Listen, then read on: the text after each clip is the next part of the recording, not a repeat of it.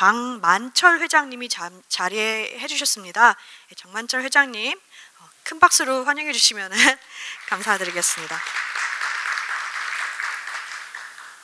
네, 이어서 2020년 국제무예학술 세미나 두 번째 세션을 진행하도록 하겠습니다. 이번 세션은 유네스코 국제무예센터와 유네스코 아태무형유산센터가 함께 공동 발간한 리빙 헤리티지 시리즈 전통무예 출판을 기념하는 자리입니다. 마찬가지로 두 개의 주제 발표와 토론 및 질의응답 시간으로 구성되어 진행될 예정입니다.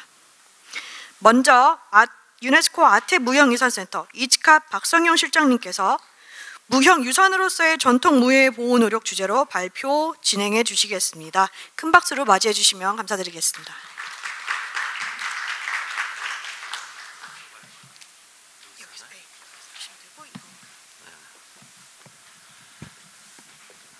네, 반갑습니다. 저는 저희 센터가 그 전주에 있어서 오늘 아침에 부랴부랴 왔습니다. 무엇보다도 굉장히 의미 있는 행사에 이렇게 초대해 주셔서 감사드리고요. 특히 ICM이 이렇게 멋진 건물을 지어서 또 거기 회의장에서 이렇게 회의를 한다는 게 참 큰 의미가 있다고 생각하고요. 제가 그 작년에 ICM과 우리 이치캅이 뭐 둘 다 유네스코 카테고리 2 기관인데요. 함께 그 워크숍을 하면서 협력 사업을 개발하는 논의를 했는데 그 결과물에 대해서 오늘 발표를 하게 돼서 뜻깊게 생각합니다.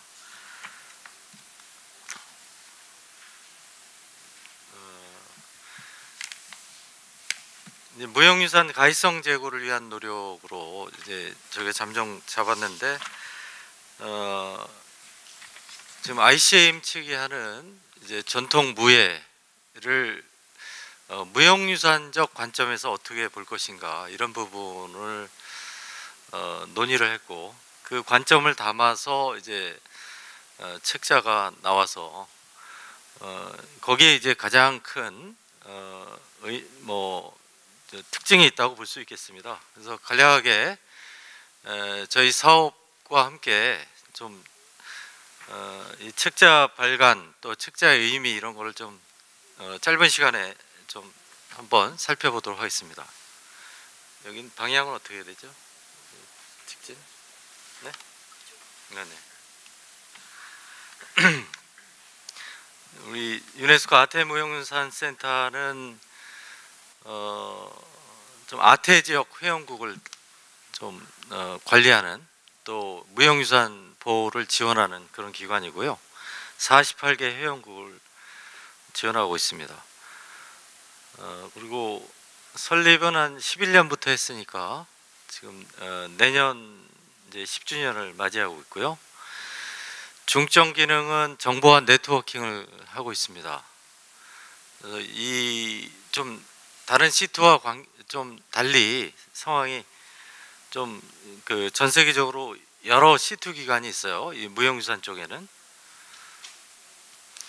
그래서 지금 보시다시피 지금 7개의 그 무형유산 카테고리 2 센터가 전 세계에 분포되어 있습니다. 그 중에서도 한중일이 하나씩 그 시트 센터를 갖고 있는데, 왜냐하면 이제 무형문화유산 쪽이 이게 이제 자기 정체성, 이제 민족의 정체성도 얘기하고 좀 넓히면은 이제 문화 다양성을 얘기하는데, 상당히 그 국가 또 지역 뭐 민족 간에 여러 가지 이제 경쟁적인 요소도 있고 또 협력해야 될 부분도 있기 때문에 사실은 한국이 먼저 좀 출발했는데 중국하고 일본이 뛰어들어서 분점하게 됐고요. 우리가 아마 그래서 기능을 좀 나눴습니다. 그 무형유산 센터인데 중국은 교육훈련 쪽이고 일본은 연구 쪽이고 한국은 정보와 네트워킹인데 정보화 네트워킹이 21세기에 제일 중요한 것 같아요. 그래서 처음에 제가 초창기 멤버인데 처음에 사업을 개발하고 그럴 때는 조금 너무 브로드해서 어려운 점도 있었는데 좀 정형화되지 않고 또 21세기 이런 특히 이제 팬데믹이라 이런 상황에서도 유연하게 대처할 수 있고 그래서 하여튼 저희 센터가 뭐 다른 센터들보다는 앞장서서 좀 저희가 열심히 하고 있습니다. 저희 사업은 뭐 굉장히 많은데 구체적으로 말씀드리기보다는 큰 줄기 중심으로 말씀드리겠습니다. 정보와 네트워킹 중심이어서 이제 정보 공유 체계를 좀 활성화하는데 예컨대 이제 기록자를 좀 디지털화한다든지 또 ICT 기반 강화를 한다든지 저희가 무형유산 영상 제작 이런 것도 하고 있고요. 또 협력 네트워크 강화 차원에서는 여러 가지 뭐 네트워크 관련 회의도 하고 네트워크를 구축하고 또 여러 전문가들 교류하고 이런 사업을 합니다. 그리고 가이성 증진인데 이거 인식 제고니까 우리가 관련 전문 잡지도 만들고 뭐 도서 출판도 하고 그런 거고요. 좀 더 구체적으로 말씀드리면 공유 체계 활성화 관련해서는 저희가 뭐 ICT 기반 강화 지원 사업인데 이게 그 아태 지역이 48개 회원국이라도 대부분이 이제 몇 나라 빼고는 이제 여러 가지 지원이 많이 필요한 나라들이 많습니다. 그래서 어떻게 보면 좀 ODA 성격도 될 수 있는데 그래서 저희가 그 회원국을 대상으로 해서 기록 자료도 디지털화하고 또 영상 제작도 하고 또 여러 가지 그 데이터베이스를 구축하는 걸 지원하고 그런 사업을 해왔습니다. 협력 네트워크는 뭐 저희가 굉장히 잘하는 영역이기도 한데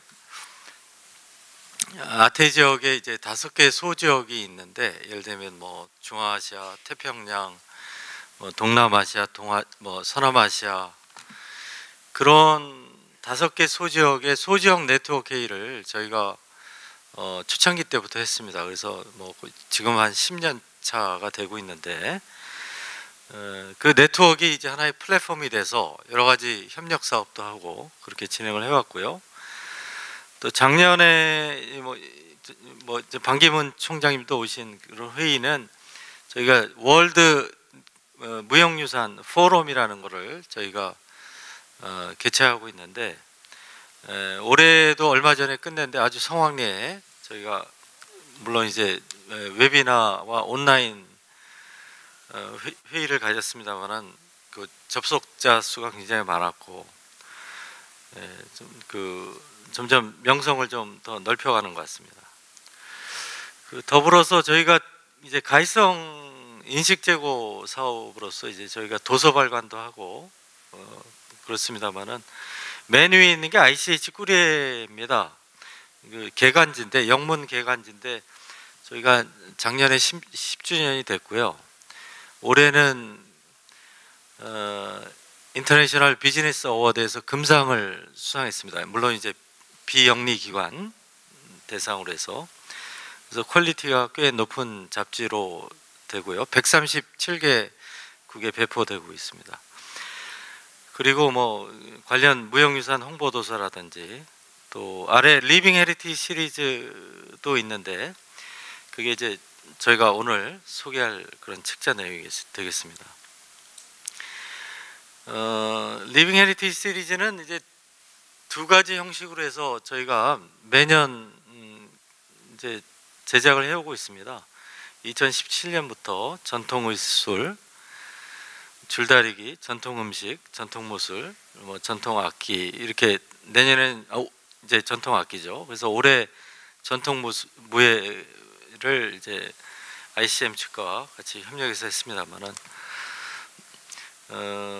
이제 홀수년도에는 ICH NGO 포럼이라고 무형유산 인가 NGO 단체와 저희가 공동으로 추진하고 있습니다. 그래서 공모 형식으로 해서 또 하고 있고요. 짝수년도에는 이제 국제 협력이 필요한, 특히 이제 우리 국내에 이제 기관이라든지 협력 기관하고 협력해서 하고 있고요. 그래서 조금 그 홀수년회 하는 회의 같은 경우는 어떻게 보면은 NGO의 시각에서 그게 무형유산을 보고 NGO의 이제 활동을 좀 많이 담아내는 그런 역할이고요. 그 저희가 NGO를 좀 지원하고 함께 일하는 게 굉장히 저희 맨데이트 중에 하나입니다.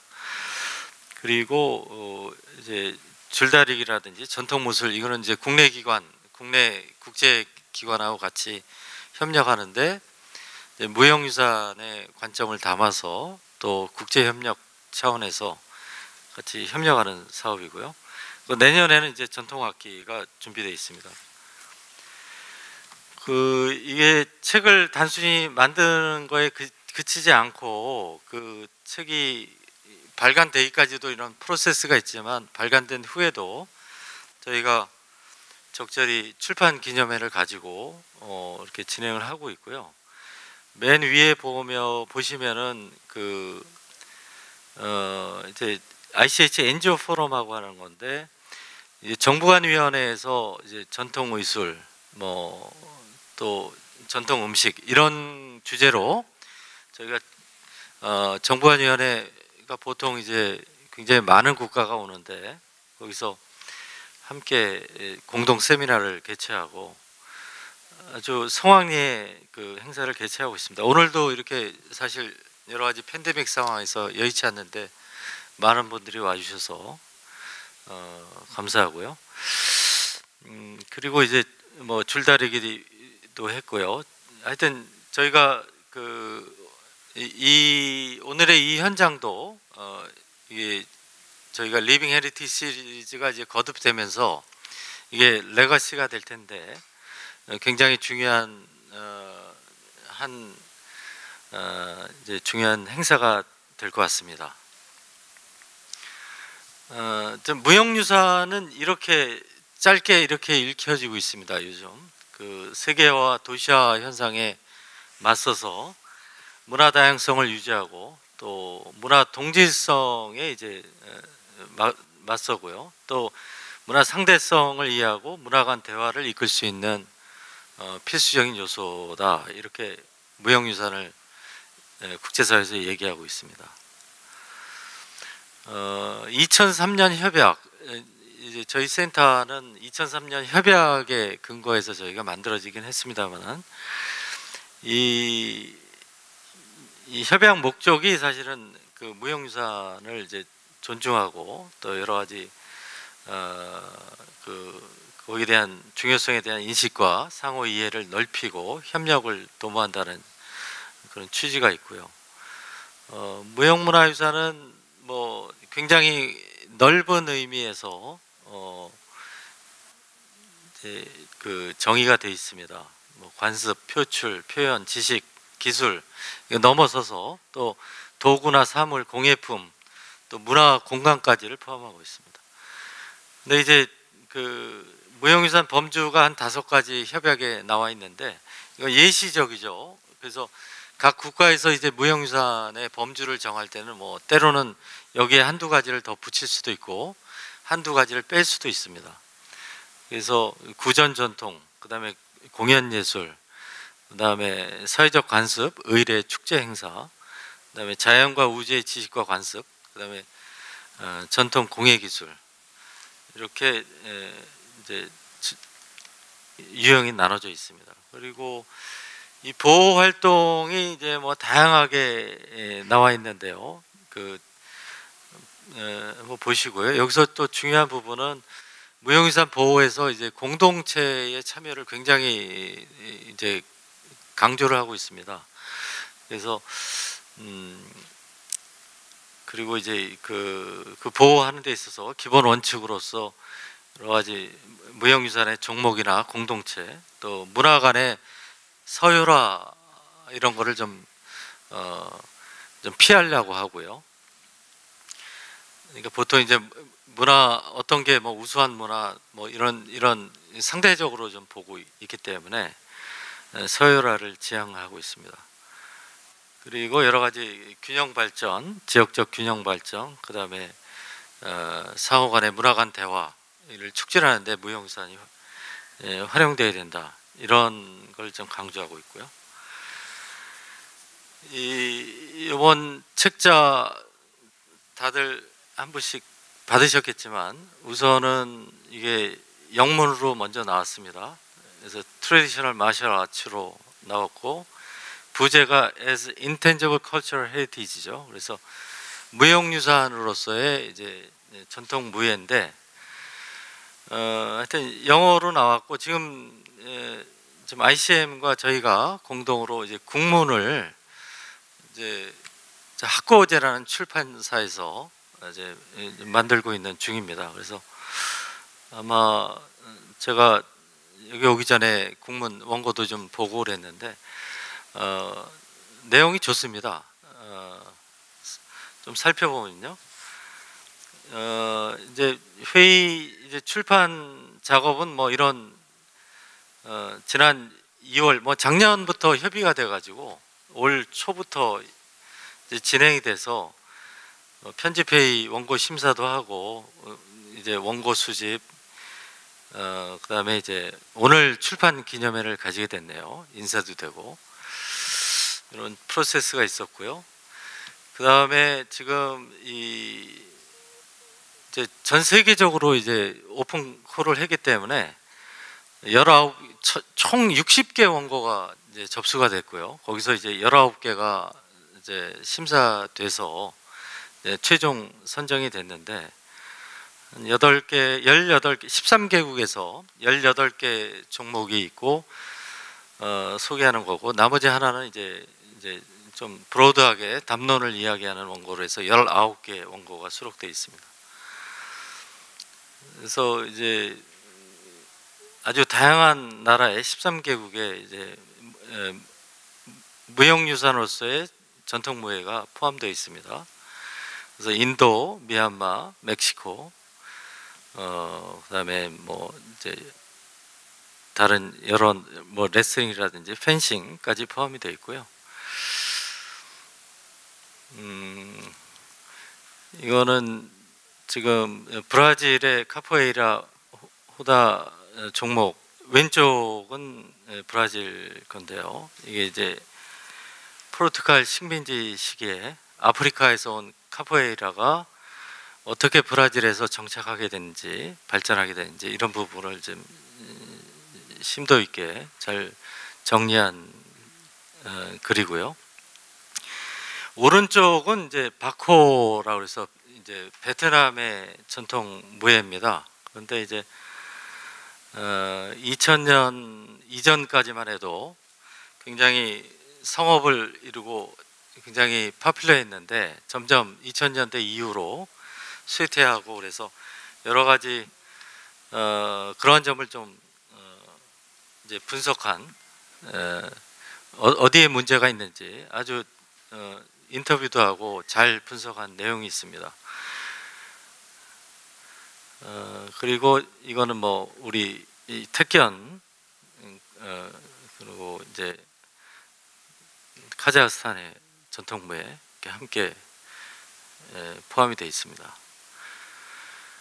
그래서 이 전통무예가 이제 여러 가지 그 뭐 제6회 세계 체육장관 회의 때 카잔 실행 계획이 이제 만들어지면서 특히 전통무예가 지속 가능한 발전 목표에 이제 기여할 수 있다 이런 부분이 부각이 됐던 것 같아요. 그래서 그 부분도 함께 반영이 돼 있다고 볼 수가 있고요.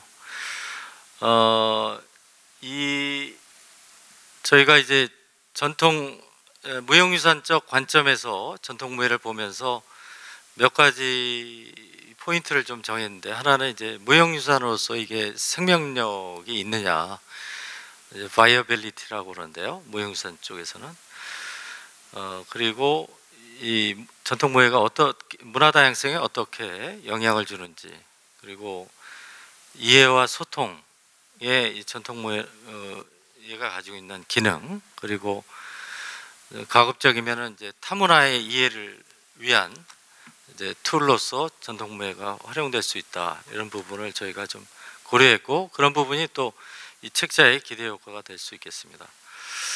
그래서 마무리로 한 말씀 드리면은 제가 이 책자를 이제 준비하면서 우리 ICM 측하고 이제 제가 공동 편집장을 맡아서 일했습니다만은 우리가 보는 전통무예가 관점이 있을 겁니다, 보통. 근데 이제 무형유산적 관점에서 전통무예를 보면서 좀 더 좀 폭넓게 이 무예의 이제 순기능, 그리고 무예가 가지고 있는 여러 가지 사회 또 지속가능 발전에 기여할 수 있는 부분들이 좀 폭넓게 이제 다뤄지고 또 이해되지 않았나, 이런 생각이 들고요. ICM 측의 그동안에 아주 적극적인 협조 또 협력, 이런 거 굉장히 C2 기관 간에 굉장히 협력의 모델이 되었다고 생각하고요. 하여튼 그동안 협조와 또 성원에 감사드립니다. 예, 이걸로 제가 발표는 시간이 된 것 같습니다. 네, 고맙습니다.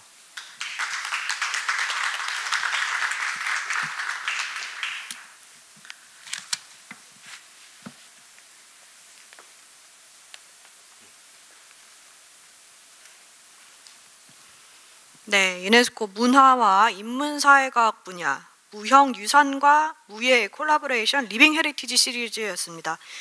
무형유산으로서의 전통무예가 가지는 가치에 대해 짚어주신 박성용 실장님께 다시 한번 큰 박수 부탁드립니다.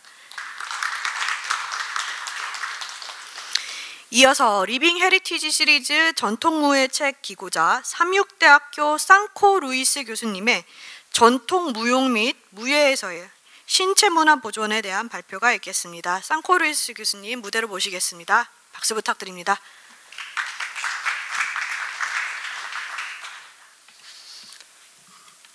Good day.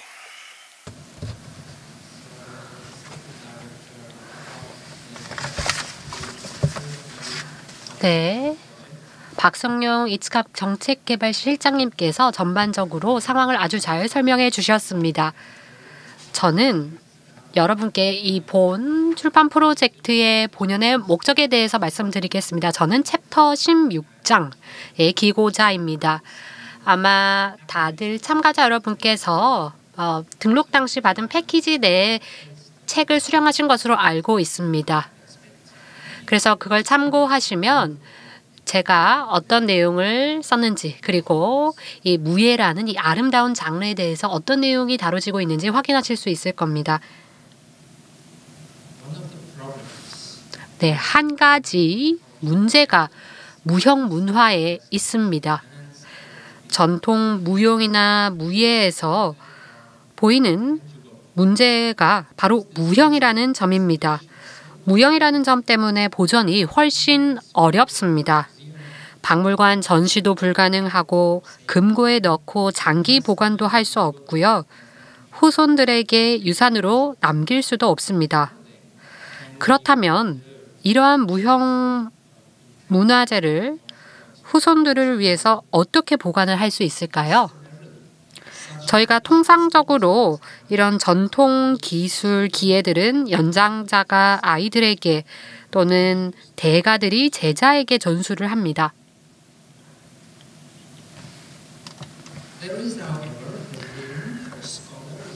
그런데 저 같은 학자들에게도 일종의 여지가 있죠. 이런 동적인 기술을 민족 지적 표기법으로 전수를 하는 것입니다. 아주 면밀하게 관찰하고 주석을 달고 기술을 함으로써 무형문화 유산을 전수할 수 있는 겁니다. 제가 기고한 이 유네스코의 리빙 헤리티지 시리즈 문화유산에서 다룬 내용이기도 합니다.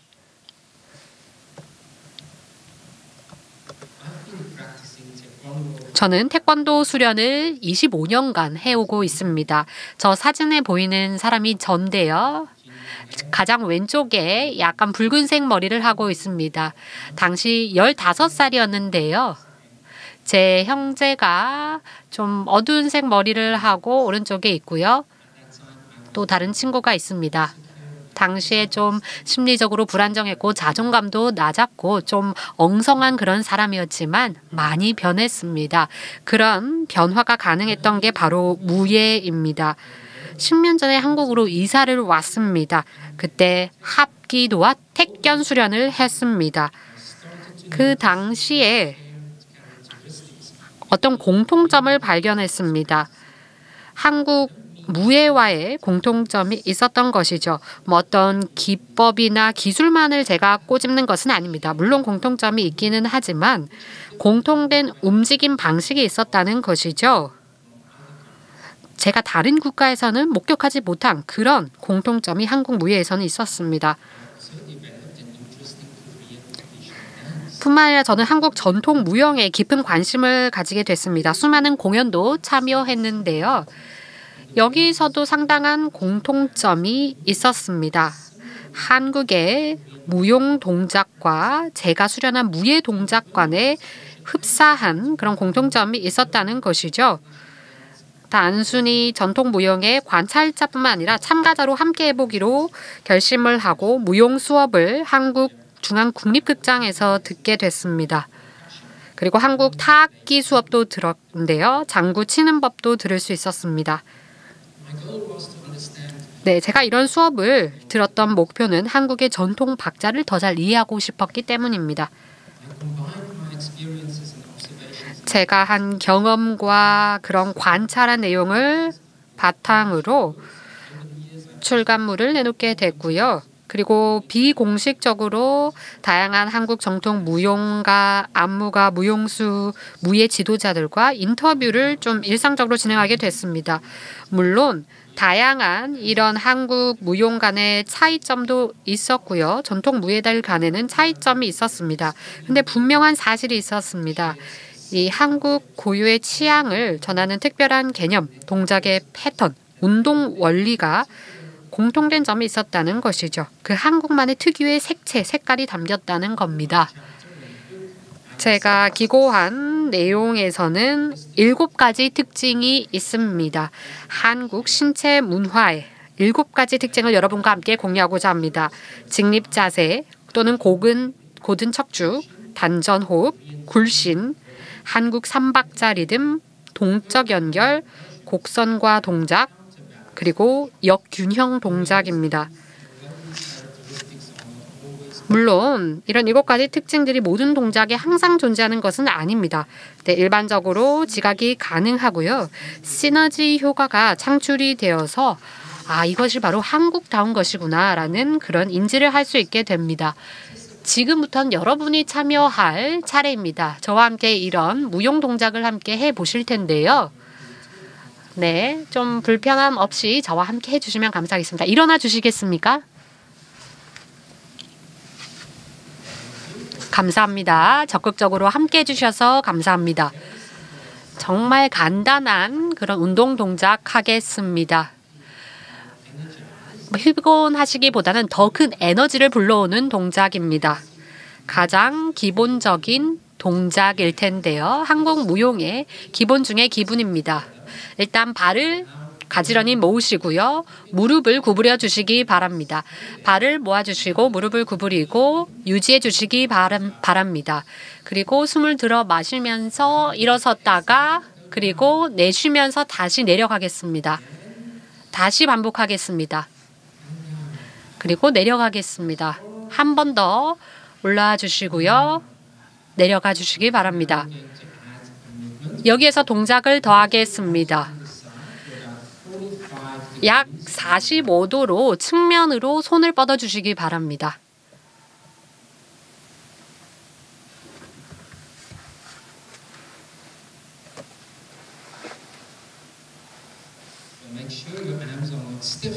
네, 여러분의 팔이 막 들락날락하지 않고 곧지 않게 자유롭게 내려가고 올라가고요. 그리고 단전을 통해서 에너지가 확장됩니다. 에너지가 확장되면서 팔로 그 에너지가 흡수되면서 손이 올라가게 됩니다. 그런데 팔이 내려가면서 단전이 또 수축이 되는 것입니다. 이제 추가 동작을 더하겠습니다. 네, 일단 한 손을 앞으로 뻗어주시고요. 나머지 한 개 손은 뒤로 하겠습니다. 그러면서 호흡을 들이마실 때 팔을 왔다 갔다 하겠습니다. 그리고 숨을 들이마시고 내뱉을 때마다 손을 바꿔주겠습니다.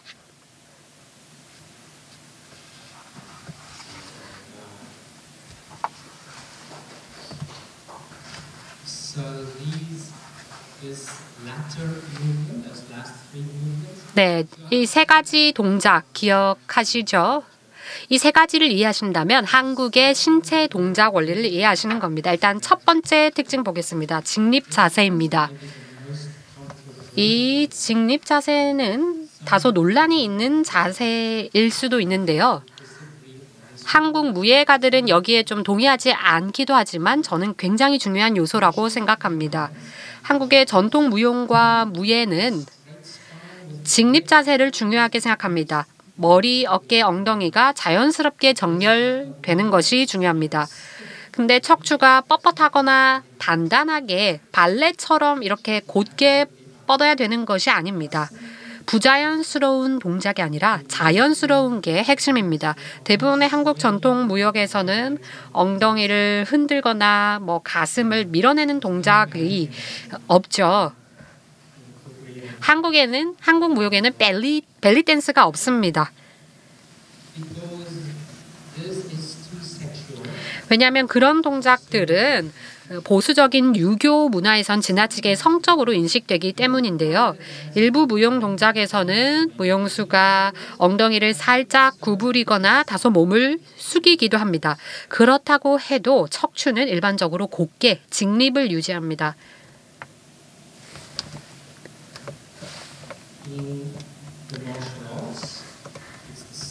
무예에서도 마찬가지입니다. 직립 자세가 중요합니다. 이 직립 자세는 이제 균형과 관계가 있습니다. 네, 민속무예 택견을 한번 생각해 보시죠. 이 택견의 목적은 상대방을 무너뜨리는 것입니다. 그때 쓸기와 던지기를 하는 것인데요. 직립이 아닌 불균형한 자세를 취하게 되면 쉽게 넘어질 수밖에 없겠죠.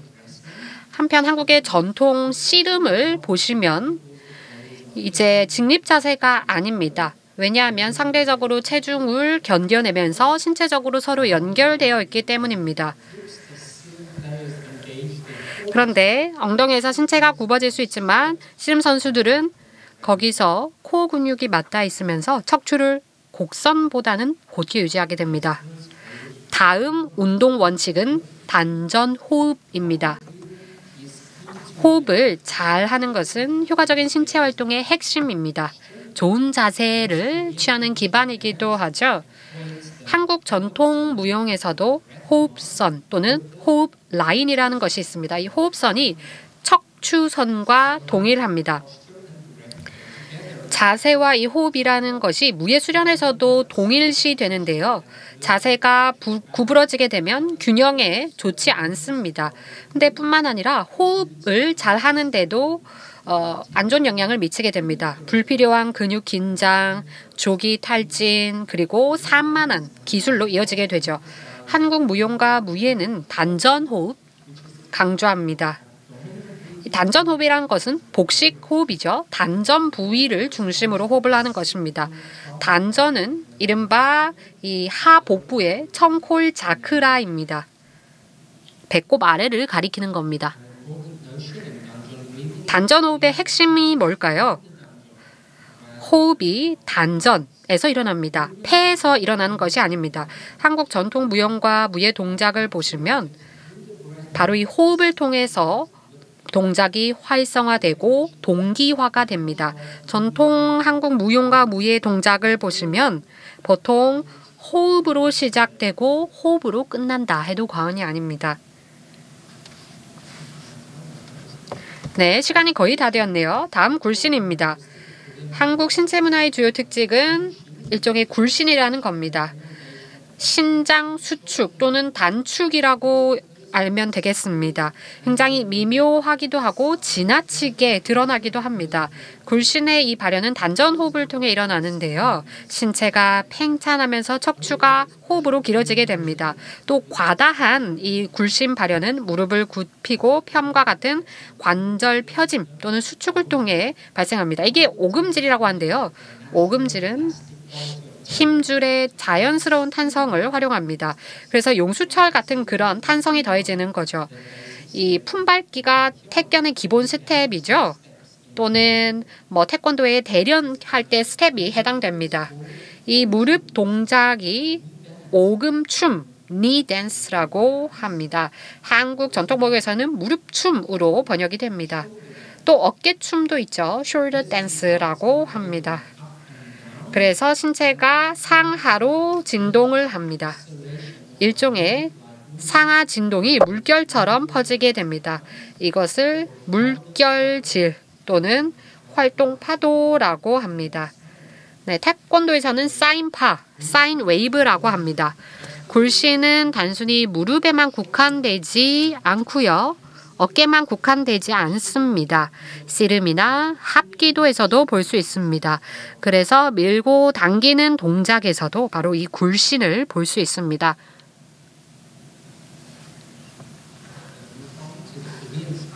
네, 다음으로 한국 삼박자 장단입니다. 한국의 전통 음악은 일반적으로 삼박자를 따릅니다. 조금 느린 속도에서 시작해서 빠른 속도 장단으로 이어집니다.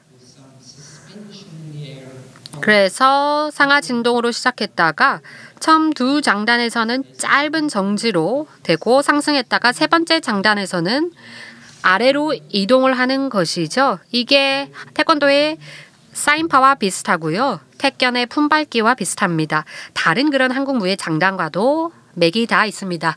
제가 조금 빨리 진행하겠습니다. 5번째 원칙 동적 원결입니다. 그런 순차적 동작인데요. 한 신체 동작이 다른 인접 부위로 연결되는 것을 말합니다. 저희가 이 팔을 이렇게 체인처럼 연결되는 것을 말합니다. 이 동적 연결이라는 것은 힘을 생성하는 그런 한국 무예의 기법과 맞닿아 있습니다. 마치 책찍질을 하듯이 신체 중앙에서 손을 활짝 펴내는 것입니다. 채찍질, 위핑 모션이라고 합니다. 발경이라고도 하는데요. 이 중국에서는 파진이라는 개념으로 이해되고 있습니다. 다음 원칙 보겠습니다. 아름다운 곡선, 즉 곡선미입니다. 이 자연스러운 곡선미가 한국에선 참 아름답게 간주됩니다. 곡선미라고도 알려져 있죠. 한국의 미학과도 맥이 다 있습니다. 금실, 오금질과도 관련되어 있습니다.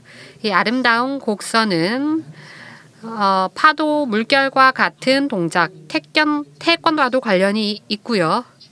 그리고 동적 연결과도 무예와 관련이 있습니다. 채찍질과도 관련이 있기 때문에 이렇게 신체를 오므렸다가 펴는 것과도 관련되어 있습니다. 마지막 원칙이 역균형 동작입니다. 한국 정통 무용은 균형 잡힌 동작을 통해서 표현됩니다. 한 손이 앞으로 가면 나머지 손은 뒤로 가는 이런 균형과 역균형이 이어지는데요. 단순히 팔뿐만 아니라 손과 발을 통해서도 이 역균형, 균형 잡기가 가능합니다. 태권의 품밟기, 활개, 흔들기, 활개 돌리기, 팔 흔들기, 한 손은 위로 하고 한 손은 아래로 하기 등등의 역균형 동작에 예에 해당됩니다. 실용적인 그런 기능을 하는데요. 말 그대로 균형을 잡고 나머지는 역균형을 잡아주면서 자연스럽게 전체 균형을 기한다는 특징이 있습니다. 여기 태권을 보시면요. 역균형을 잡고 있는 것을 볼 수 있을 것입니다. 다른 사람을 끌어당기면서 또 동시에 넘어뜨리는 그런 게 이런 카운터 밸런싱입니다. 무예에서는 이른바 철학적으로 음양으로 이런 카운터 밸런싱을 해석하기도 합니다.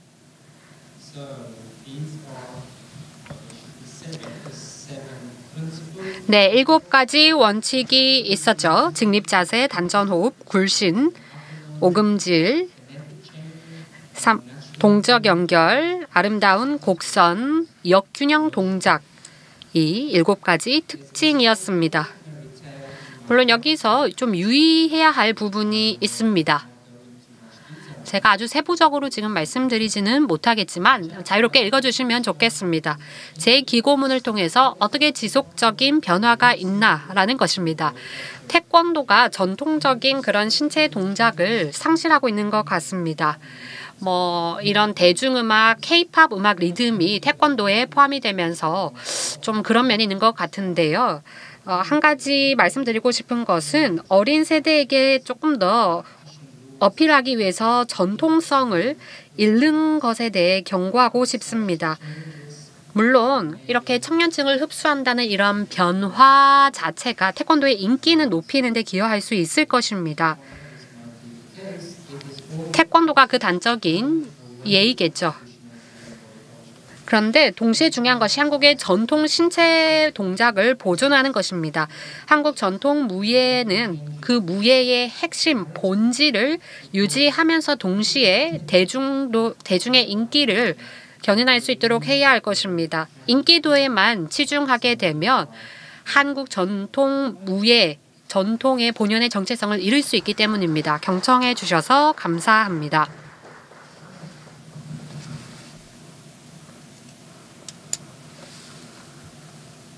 네, 상코루이스 교수님 감사합니다. 한국의 전통 무용 및 무예의 동적 특징 그리고 이에 내재된 신체 문화의 보존에 대한 발표였습니다. 다시 한번 큰 박수로 큰 박수 부탁드립니다. 이어서 세션 2 발표자분과 경북대학교 체육학 석사 김수진님, 고려대학교 체육교육 석사 임현경님을 모시고 토론 및 질의 시간 가지도록 하겠습니다. 박성용 실장님을 다시 무대로 모셔서 이번에 토론, 자장으로서 토론을 이끌어 주시겠습니다.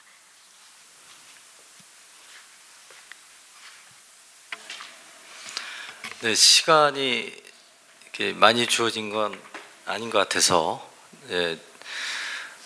바로 진행을 하도록 하겠습니다.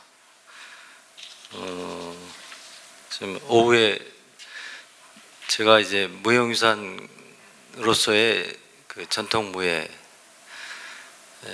관점을 담은 책에 대해서 책의 발간, 여러 가지 의미에 대해서 좀 무형유산에 대해서 설명을 좀 드렸고요.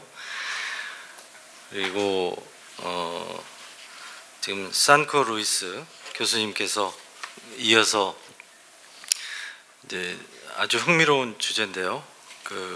한국의 신체 문화의 보존인데 전통 춤과 무예를 비교해 가면서 여러 가지 동작도 저희가 같이 하는데 아주 좀 재밌었습니다. 그래서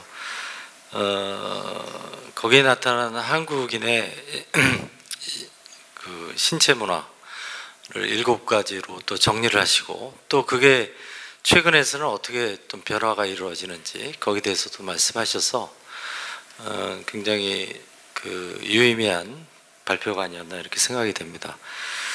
그러면 우리 초대 토론자 선생님들이 계신데 순서에 따라서 제가 그 토론을 부탁했습니다. 우선 김수진 경북대 우선 참가자를 좀 소개를 드리면 김수진 경북대 체육학 석사께서 오셨죠? 네, 안녕하세요. 네. 경북대학교 김수진입니다. 네. 뜻깊은 자리에 함께 할 수 있어서 해주셔서 감사합니다. 네. 그리고 임현경 선생님 소개하시죠. 네, 안녕하세요. 저는 고려대학교 체육교육학 석사 임현경입니다. 오늘 좋은 자리에 함께해서 너무 좋고요. 좋은 강의 잘 들었습니다. 감사합니다. 그리고 상코 루이스 교수님 또 저랑 함께 이렇게 같이 자리하셨고요. You wanna speak? It's okay. 한 말씀 하시겠어요? 네, 그럼 나중에 발언할 기회를 드리도록 하겠습니다. 김수진 선생님이 우선 좀 토론을 좀 해주시겠습니까? 한 5분에서 예, 전반적으로 제가 그 앞선 두 발표 그리고 이 출판 기념회 관련해서 브로드하게 말씀하시면 될 것 같아요. 네. 제가 이 책을 다 좋은 책을 출판했지만 이 책을 다 읽어보지 못해서 사실은. 그래서 그 중에 뭐 하나를 보면은 제가 그 카포에라 그 부분을 봤었는데, 그 부분에서 이제 무형문화유산을 위해서 어떤 어린 아이들에게 관심과 전통무예를 관심과 그런 흥미를 유발할 수 있게 무슨 인증제를 발급하고 이런 제도로 봤을 때는 우리 한국도 이제 태권도 같은 경우 이제 일본의 뭐 유도나 중국의 유수처럼 이렇게 전통무예가 사실상 크게 보존되지 못하고 있는 것 같아요. 제가 예전에 태권도 배웠을 때는 완전 무술이나 무예 쪽으로 많이 배웠는데 지금은 인성교육이나 이렇게 약간 재미 위주, 흥미 위주로만 많이 변질이라고 해야 되는지 모르겠지만 이렇게 변화되고 있어가지고 어떻게 보면 좀 안타까운 면도 있는데 제가 이제 교수님이나 이제 뭐 좌장님한테 뭐 역으로도 질문 드리면은 이런 것들이 중국이나 일본처럼 혹은 이제 카포에라 그 부분처럼 저희 한국에도 어떠한 그 방안으로 이 전통무예를 이끌어 나갈 수 있고 이제 훼손되지 않고 꾸준히 뭐 이어 나갈 수 있게 어떤 방안이 있었으면 좋겠는지에 대한 의견을 듣고 싶습니다. 네. 우선은 토론을 좀 다 듣고 좀 얘기를 좀 해보실까요? 그래서 제가 네. 책을 읽으면서 네. 그거에 대한 되게 궁금증이 많았었거든요. 그래서 저는 그런 활성화되지 않는 부분, 전통무예가 활성화되지 않는 부분에서 되게 안타까웠고, 여기에 이제 다른 나라도 이제 전통적으로 이어갈 수 있게 많은 정책들이 있는 것 같은데 한국에는 그런 것들이 미흡한 점에서 되게 그런 측면에서 많이 봐가지고 되게 궁금증이 많았습니다. 그래서 그거에 대해서 다시 질문을 드리고 싶어서 네. 아마 우리 쌍코 교수님께서 또 저기 무예인이고 그래서 또 잘 말씀하실 것 같은데 어떻게 보면은 그 부분은 우리 뭐 책자와 관련된 부분이기도 하지만 전통무예의 활성화 이런 부분은 굉장히 큰 주제인 것 같아요. 그래서 뭐 그런 걸 위해서 그런 큰 중요한 활동을 위해서 이 ICM이라는 이런 기관도 만들어져서 이제 국제적으로 활동을 하지만 다른 한편으로는 뭐 우리 태권이라든지 우리 그 태권도라든지 이런 부분은 어떻게 보면은 외국에서 보면은 좀 잘 그 정비된 이제 전통 무예로 이렇게 이제 보여지는 것도 있는 것 같습니다. 제가 볼 때는. 그래서 다른 이제 무예 사례를 얘기할 때 우리 무예들은 잘 전통이 됐다. 뭐 이게 잘 그 조직화돼 있고 또 전승 이런 부분이 잘 이제 체계적이다 이런 부분이 많이 예로 들어져 있는데요. 제가 이제 무형유산 관점에서 이제 전통 무예를 이제 볼 때 이제 중요한 거는 사실은 전통 무예 활성화가 이제 이제 공동체의 문제인데 그 전통 무예를 실제적으로 그 간직하고 또 발전시키고 전승해 나갈 수 있는 그 공동체가 얼마나 그 적극적으로 또 깊이 있게 관여하고 있고 또 그 살아있는 이런 이제 전통으로 이렇게 이제 생명 능력을 보장하느냐 이런 부분이 이제 계속 활성화돼야 되는데 그래서 이제 공동체의 이제 뭐 역할을 좀 강화하는 부분 그리고 결국 이제 이게 전승 구조인데요. 그게 계속 이어져서 대를 이어서 전승될 수 있는 그런 부분이 어떻게 체계화될 수 있냐 이런 부분일 것 같습니다. 그래서 그거는 뭐 짧게 여기서 학술 토론에서 충분히 얘기하기는 좀 어렵고 이제 뭐 조금 또 다른 세션에서 또 얘기할 수 있는 부분일 것 같아요. 우리 쌍코 교수님 혹시 you would like to add some words? 혹시 상코루이스 교수님 추가적으로 의견 있으신가요? 네, 2013년경이었는데요. 제가 일본의 존 존슨 교수님과 방일한 경험이 있습니다. 당시 스모 경기를 관전을 했습니다. 스모 그 결승전을 저희가 참관을 했습니다. 정말 고비용을 치르고 티켓을 샀고요. 그런데 끝좌석에 앉았습니다. 앞좌석은 저희가 경제적 여력조차 안 될 정도였습니다. 지난해에는 씨름전에 참관했습니다. 작년 이맘때였는데요. 그런데 자리가 다 비어 있었습니다. 소수의 그런 지역민들이 참석해서 씨름 경기를 참관하더군요. 단적인 그런 차이를 보여주지 않습니까? 일본은 전통 경기 스모를 꾸준히 양성하기 위해서 적극적으로 참여하고 있는데 씨름은 그렇지 못했습니다. 참 애석한 순간이었습니다. 씨름은 정말 우수한 전통 그런 스포츠임에도 불구하고 왜 그렇게 스모만큼 인기가 없는 것인지 참 안타까웠습니다. 일부 문제가 있을 텐데요. 한국은 올림픽 경기 중심으로 나아가는 경향이 있습니다. 올림픽 경기장에서 하는 경기들은 한국 정부에서도 많은 지원을 받고 돈도 많이 만들어냅니다. 그런데 전통 스포츠, 씨름, 태권 같은 경우는 어떻습니까? 올림픽 경기장급의 관심을 받지 못하고 있습니다. 바로 그러한 점에서 최고 수준에서 정부에서 먼저 변화를 추동해야 된다고 생각합니다. 스모 경기를 보면서 일본에서 또 다른 깨달음이 있었습니다. 선수들이 각 경기를 치를 때마다 정말 대형 기업에서 후원을 받는다는 것이죠. 승패는 중요하지 않았습니다. 대형 기업에서 이 결승전에 대해서 광고 후원도 해주고 또 선수들의 이름을 알려준다는 것이었죠. 저희도 한국 대기업 삼성, LG 등등에서 좀 적극적인 투자를 한국 전통 문화, 한국 토착 스포츠에 투자를 해줘야 된다고 생각합니다. 그런 외연 확장을 통해서 변화가 가능하지 않을까요? 한국의 K-팝, 전통 문화, 연예인 등등이 한국 이외의 지역에서도 한국 문화를 적극적으로 알려야 된다고 생각합니다. BTS 방탄소년단이 씨름을 한번 해보는 게 어떨까요? TV에서 전시의 그런 관점에서라도 그렇게 한다면 씨름이 정말 젊은 세대를 유인할 수 있는 인기 종목으로 승화할 수 있지 않을까요? 태권도 마찬가지입니다. 그런 접근을 한다면 그런 K-팝 가수들에 의해서 더욱더 활성화될 수 있다고 생각합니다. 저희 접근법을 바꿔야 됩니다.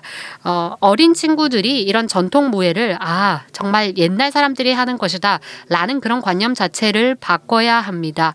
정부 정책 관료나 또는 대형 엔터테인먼트 기업에서 이 목소리를 좀 경청해서 좀 선제적으로 이끌어 나갔으면 좋겠습니다. 한국 전통 문화가 한국인에게 인기가 있는 것이 되면 좋겠습니다. 해주셨어요. 어떤 스모하고 우리 한국 전통 씨름 비교하시면서 근데 이제 전반적으로 우리나라의 경우 이제 전통 이제 무예라든지 이런 쪽에 좀 저조한 이유가 이제 올림픽 게임에 너무 이제 중점을 둔다는 거하고 또 하나는 이제 대기업 광고 이런 것들이 좀 전통 무예 활성화에 실질적으로 도움이 되지 않겠냐 이런 말씀을 해주셨는데 굉장히 중요한 포인트라고 생각합니다. 네. 그러면 이어서 우리 임영경 선생님이 또 준비하신 토론 해주시겠어요? 네, 저는 한 약 20년간 태권도를 하고 대학까지도 전공을 태권도를 했습니다. 그러면서 태권도의 변화에 대해서 보아왔는데요. 그래서 이 책을 읽으면서 저는 가라데랑 태권도의 부분에 대해서 되게 흥미롭게 봤었고요. 특히나 가라데가 태권도의 시초라고 하는 의견들이 가장 많을 만큼 그런 의견들이 진짜 많은데요. 저는 태권도를 전공하면서 태권도는 오로지 대한민국의 전통 무예라고 생각을 합니다. 그리고 이제 태권도가 빠르게 변화하는 만큼 올림픽에서도 많은 성과를 내고 있고 이런 부분에 있어서 태권도가 더 많은 발전을 했으면 좋겠고요.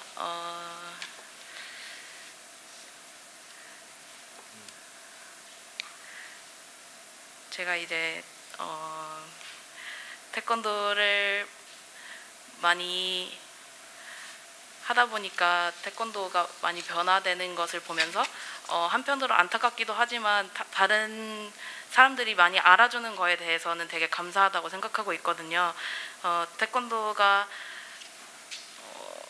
단지 그런 전통적인 부분, 이렇게 단조로운 부분뿐만 아니라 다른 K-팝이라든지 어떤 부분들에 있어서 조화가 이루어지면서 더 많은 사람들이 관심을 갖게 되고 이런 거에 대해서 저는 조금 긍정적인 편이라고 생각을 합니다. 네. 예, 고맙습니다. 그러니까 사실 이 변화의 문제인데요.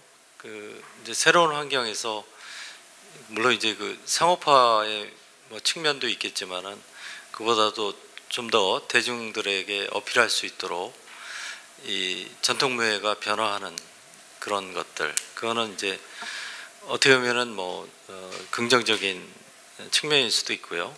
그래서 태권도의 이제 변화, 뭐 종종 이제 시범 태권도단 뭐 이런 부분들은 한국의 태권도 시범단이 외국에 가서 공연할 때 그들이 뭐 굉장히 중요한 외교 사절단 같은 그런 이제 활동을 하는 것 같아요. 그래서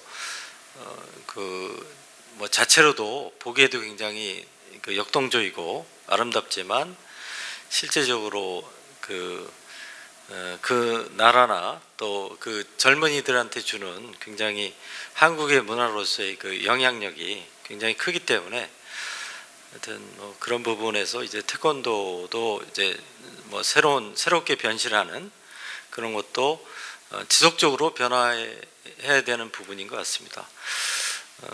토론 감사하고요. 제가 한 가지 이제 아까 우리 산코 교수님께서 이제 한국의 신체 문화의 보존을 얘기하시면서 이제 7가지 특징을 얘기하면서 그것들이 또 어떻게 변했는지 뭐 몇 가지 변화한 부분에 대해서 얘기를 해서 거기에 관련해서 좀 질문을 하겠습니다.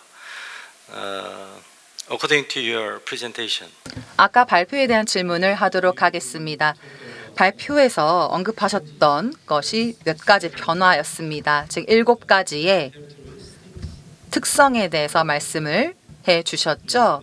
한국 전통 무예에 대해서 말씀해 주셨고요. 또 신체 동작에 대해서도 특징을 말씀해 주셨습니다.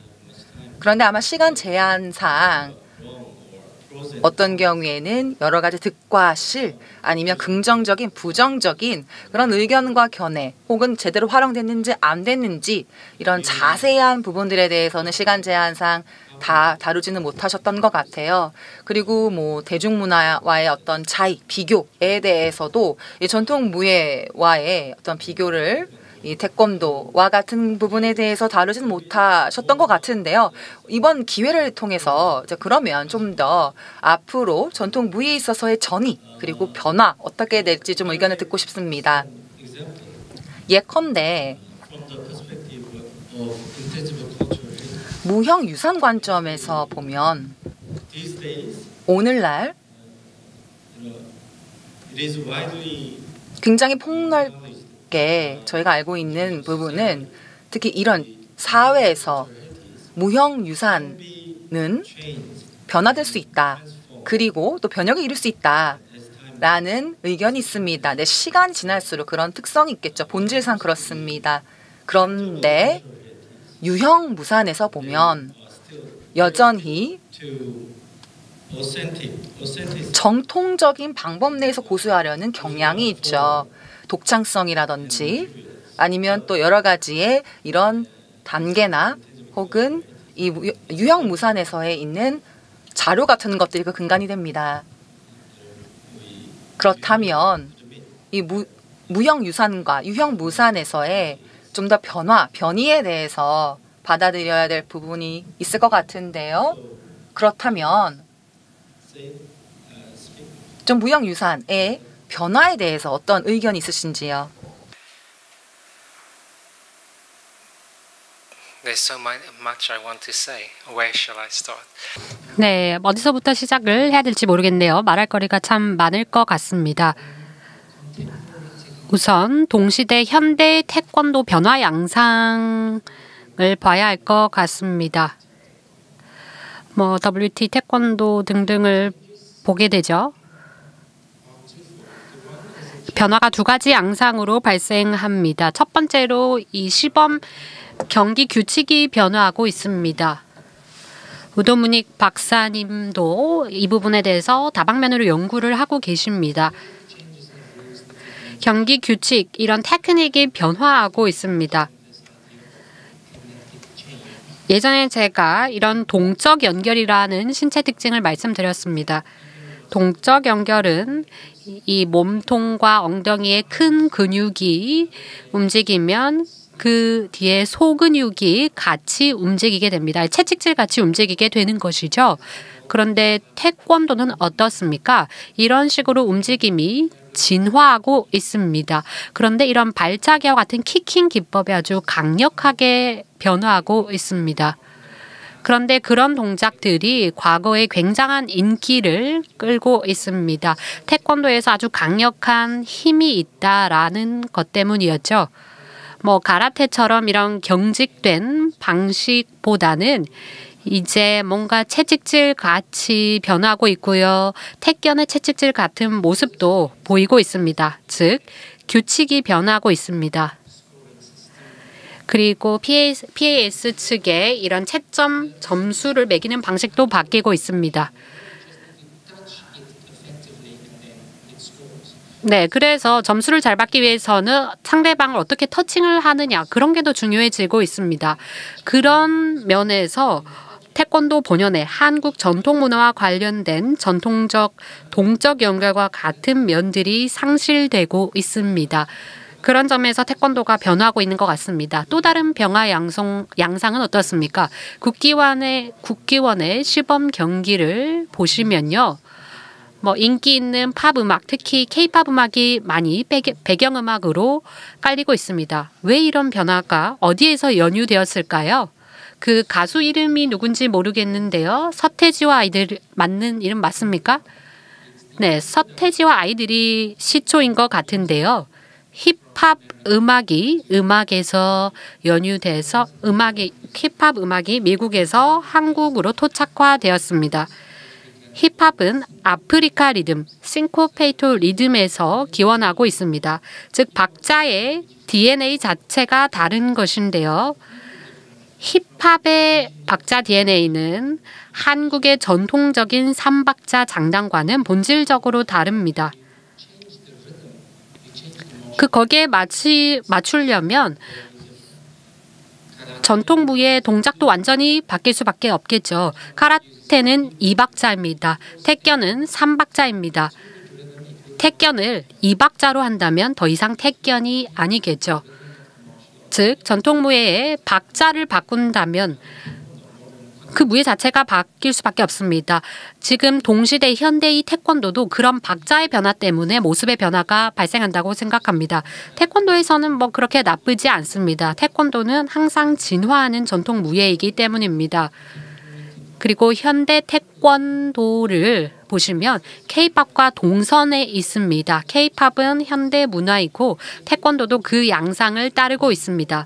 그런데 전통 무예라는 관점에서 전통 유산을 보존한다라고 봤을 때는 그러면 안 되겠죠. 전통 박자를 바꿔서도 안 되고 그리고 동적 연결이라는 기본적인 규칙 자체를 변경해서는 안 됩니다. 그러면 목표가 무엇이 돼야 될까요? 전통 무예가 현대 문화와 같이 융합되도록 해야 된다라고 본다면 괜찮습니다. 태권도가 그렇게 가고 있겠죠. 그런데 목적이 전통적인 동적 연결, 신체 문화를 보존하고자 한다면 그렇게 해서는 안 될 것입니다. 그렇기 때문에 태권도 택견이 그 점에서 매우 유의해야 됩니다.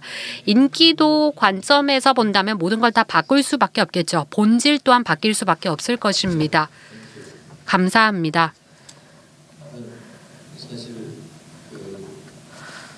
우리가 정통성에 문제가 있고요. 늘 그리고 변화, 그리고 그 변화에 따른 응용, 뭐 여러 가지 거기서 어떻게 중심을 잡느냐 이런 부분이 있는데요. 이건 뭐 오래된 질문인 것 같습니다. 그래서 이번에 이렇게 When I came to 네, 제가 10년 전에 한국에 왔습니다. 당시 트로트는 전혀 젊은 세대에게 인기가 없었습니다. 그런데 지난밤 TV를 켰더니 트로트가 화려한 귀환을 했더군요. 젊은 친구들이 트로트를 부르고 트로트 경연대회에 출전을 한 장면을 봤습니다. 즉 모든 게 다 가능하다는 것이죠. 새롭게 관심을 집힌다는 게 가능하다고 봅니다.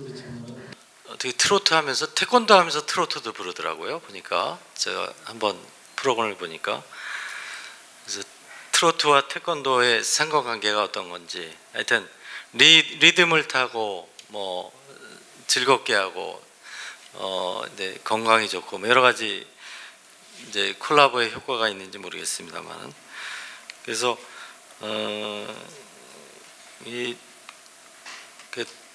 아까 주제 잠시 돌아가면 사실 그 정통성의 문제가 늘 있는데요. 근데 이제 변화를 통해서 그 변화를 어디까지 수용할 것이냐 이런 부분이 늘 있죠. 그래서 또 우리 쌍코 교수님께서는 어느 정도의 또 변치 않는 부분도 이제 이게 확실히 그런 것들이 좀 정해져서 그런 것들이 이제 컨센서스가 이루어야 된다 이런 말씀을 하신 것 같고 무형유산적 관점에서 보면은 이렇게 변천하는 무형유산이 변화할 수 있습니다. 예를 들면은 그 전통 음악이나 이제 춤사위가 시간이 가면서 이제 어른 때에서 가르쳤던 그 형식에서 벗어날 수 있는데 그거를 전혀 이제 변함 없어야 된다 그러면 그게 화석화된다는 그런 비판이 있고요. 그래서 어쩔 수 없이 시간이 가면서 또 사람이 바뀌면서 변할 수밖에 없는데 그 부분은 그 공동체 거기에 몸담고 있는 그 공동체는 뭐냐면 그 전통 무예가 됐든 또 전통 춤이 됐든 그거를 발굴하고 또 간직하고 앞으로 전승해 나가는 그 공동체가 이해하고 허용하는 수준이라고 이렇게 이해하고 있습니다. 그래서 그런 부분을 말씀을 드리면서 오늘 저와 이제 우리 쌍코 교수님 발표가 있었고요. 그다음에 토론이 이제 태권도에 대해서 태권도의 여러 가지 융합적인 측면도 말씀을 하셨고요. 그다음에 전통무예의 활성화에 있어서 여러 가지 우리 쌍코 교수님이 좋은 말씀도 해주셨습니다. 오늘 토론해 주신 김수진 선생님, 이명경 선생님, 쌍코 루이스 선생님 수고하셨고요. 다 함께 박수 한번 보내주시기 바랍니다. 네, 고맙습니다. 이걸로 마치겠습니다.